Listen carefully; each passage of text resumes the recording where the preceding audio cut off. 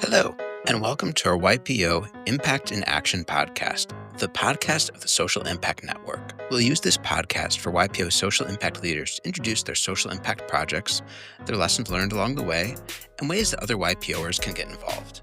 Today we have with us Vishal Anand, the founder of Shoolini University. And so today he's going to tell us about his journey of how he created this university and lessons learned along the way. Right over to you, Vishal. Oh, lovely. Thanks, Peter. And hello, everyone. Thanks for having me over. I think very happy to share the Shoolini journey.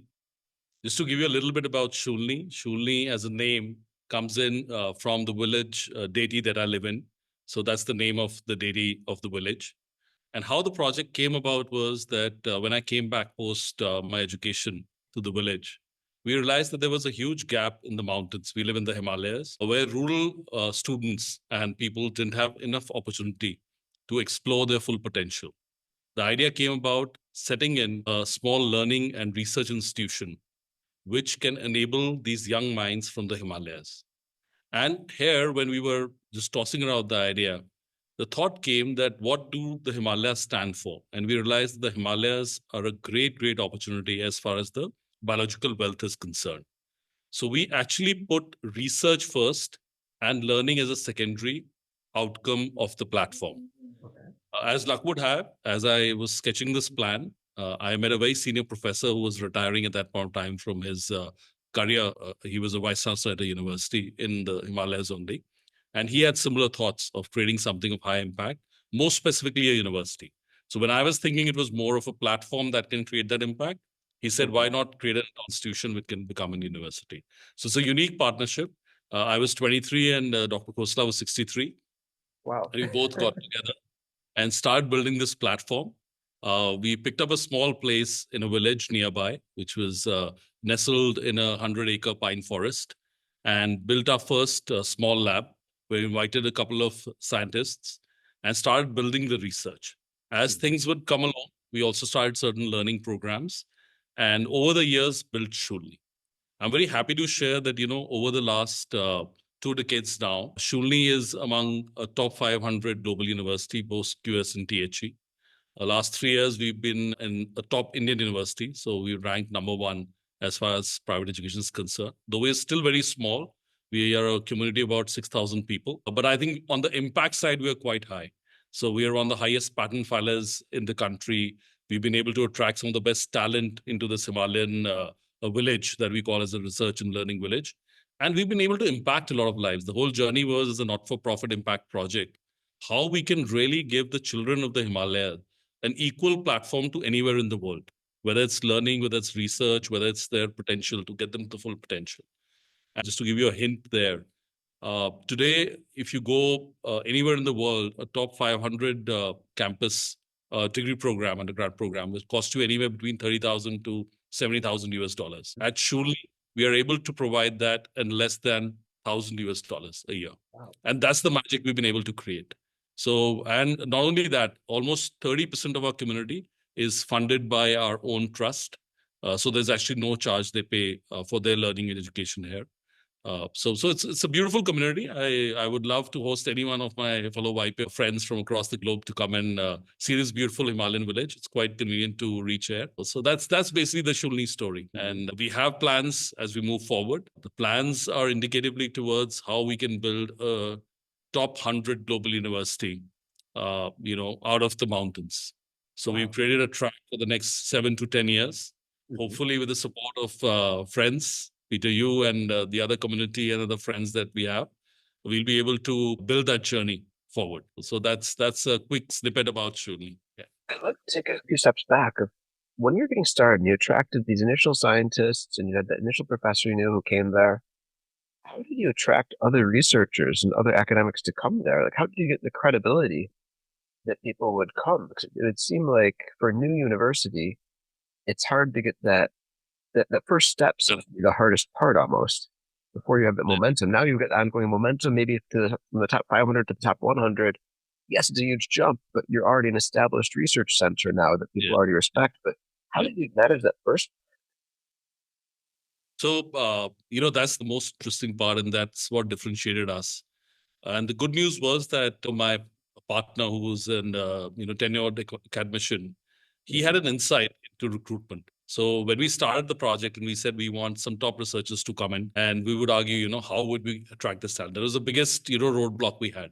So he said there's a very interesting perspective to this. A lot of Indian scientists are great. They do extremely well across the globe. If you see the percentage of top 1% scientists in the world, there's a huge dominance of Indian scientists. But he says they struggle in most Western world because they are typically postdocs, or they're in a part-time or intern assignment rather than actually becoming a full-time professor or full-time associate professor. And post, say, a decade in the US or Germany or anywhere else in the world, when they have young kids, they actually want to come back to India. But unfortunately, in India, they have no opportunity because government jobs have gone. Government jobs were taken by people who, typically top the charts at various entrance exams earlier in their career. And it's very tough for them to come back. And there are no research institutes in the private space. So we said, what should we do? So what we did was, from his desk, because he was an established academician and researcher, we wrote letter to around 1,000 departments across the world, inviting anyone who's doing a postdoc and is of Indian origin to come back and start his journey again in India. And what we committed to him is the first 2 years of his salary equivalent in Indian rupee and a lab of the purpose he's following. So if his research domain was, say, cancer cells, then we gave him a lab in the cancer cell space in the microbial area. And then we told him that you have this lab, the initial seed money we'll put in, you are secured for 2 years, but within 2 years, you have to get the lab to a level where it's self-financing. So typically, you're able to generate enough grants in India or globally to sustain the lab. So we started with humble 8 labs to come with, and most of these postdocs, we had a very good response to this program. We hired about 16 or 17 postdocs at that point of time who joined us from various parts of the world. What that did was, one, it set in a very good culture because these people were coming from the best in the world. We had professors coming from NIH, USA, from Germany, from Tokyo University, from other places. So when they came back to India, they were excited and they were well trained because they'd worked in an advanced environment. We gave them the basic labs that we could afford at that point of time. We gave them a good lifestyle. We made sure their kids were comfortable, went to the best school in the region. They had a nice house. They had other help. So we made them comfortable. We could not offer that much money, but we made their life really great in the mountains. And we made them feel at home. And once we did that, these guys actually started building the culture of research. As the momentum carried on, we started attracting a lot of research funding from various national and international institutions because the credibility we could build, the papers we could publish, the patenting we could do. So that really caught on very fast because it was actually a space that was not discovered by anyone else. And today, as I speak, we have more than 100 labs working 24/7. We would have around 300 odd researchers and quasi-researchers working on campus at any given point of time. So it's a full-fledged Himalayan research lab that's in action now. So it's been a journey, but yes, the biggest roadblock was getting the right set of people. And I think this magic solution worked, that we attracted the right talent. What are the other lessons learned that you could share that could help other YPOers who are looking at similar journeys or starting their own social impact journeys? So I think, because for me, I was a young entrepreneur, started 23 first generation, and I built one side, an impact organization. And the other side, I was also building my businesses. So the biggest learning there was that as far as efficiency is concerned, or whether capital of resources of people or the fight is concerned, actually the impact side is harder. Okay. Because a lot of people, when you hire the team, to get them to realize that every penny, every resource, every minute counts is much, much tougher than in a commercial organization. Because the commercial organization, everyone knows that you're working for shareholder value. So it's a very clear mindset, very clear definition. But in a for impact organization, a lot of times the mindset changes because people feel that we're doing for impact. There's no urgency. But I personally believe that the urgency needs to be there, that realization of being the most efficient in what you do so that the impact can be the highest of the same resources employed. So also very happy to share here that, there's a very interesting measurement. It's a global index which measures, it's called bang for the buck. So for every kid who enrolls into any program in the world, they actually do a calculation of the time, money, resource he spent in any campus and the outcome he got, who are the top campuses in the world. And actually, Shoolini today stands among the top 5 in the world. So, Amazing. because the time you spend at Shoolini and the kind of resources you spend at Shoolini, the return is much, much higher. I think our biggest learning was that though you run an impact organization, you have to run it with a mindset similar to running any commercial entity, because you ultimately you're not working for the shareholder value, but you're actually working for the impact that you can create. That mindset needs to flow through the layers of your organization. And you can't have inefficiencies come in just because you're for impact. So that was one challenge. The second thing, a lot of people initially don't appreciate. And if you start seeking appreciation, then you struggle. So it has to be inward looking rather than outward looking.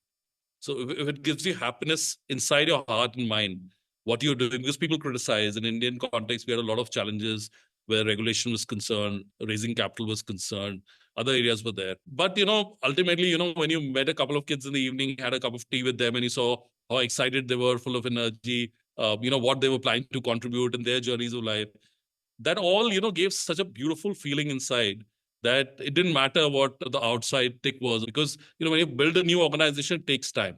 And you also have falls on the way. So that becomes a challenge area. Yeah. Great lessons that I could see applying to anyone working in the impact space. That's great. And for those who want to get involved in some way with your university, you've extended the offer to visit, which I'm sure how many of our YPO members will take up. It sounds like a lovely area to visit. But how else could they do something if they would visit? Is there connections they can help you with? How else could other YPOers connect with you or assist the university? So I think YPO is a great community. I've learned a lot from all my friends here. And I think Shoolini is open as a platform to all my friends. What we do is our purpose is twofold. One is to create impact on the lives of these students who don't have the maximum opportunity given because of the resource constraint. And the second aspect is how we can use the Himalayan wealth to really solve the problems of the world. So two aspects where my friends can come and contribute. One is in any way they like to fund a child to his possibility or his full possibility of what he can achieve in life. They can fund his partial or full, graduation journey or further. And we have funds that you can actually mentor and have certain number of students that you can help build their career, both mentor and also help them by resource-wise to take their journeys forward. The second aspect is on research. So we have a lot of research that's happened on the Himalayas. We have a huge pool of patents that have come out. So anyone who wants to pick up and take it to a commercial level and take it further, we'll be happy to contribute and we'll be happy to collaborate to further our research in the Himalayan domain. Some of the areas we work on primarily are water, energy.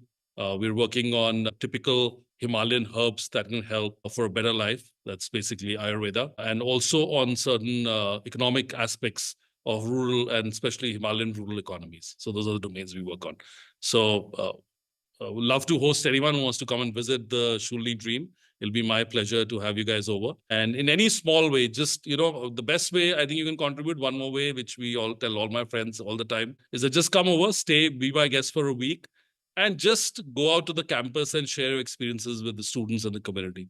I think there is no larger impact and contribution than that, because these kids have appetite, they're hungry, they just need that inspiration, they just need that pathway. And any of my fellow YPOs who wants to come to Shoolini, spend a week, spend a month, spend 6 months, be my guest. I'll be happy to host you guys. The only ask is that you spend some time with the community and inspire them. That's about it. That's a great opportunity. All right. Well, Vishal, thank you again for taking the time to do this interview today. My pleasure, Peter. And thanks for having me over. It was really, really nice.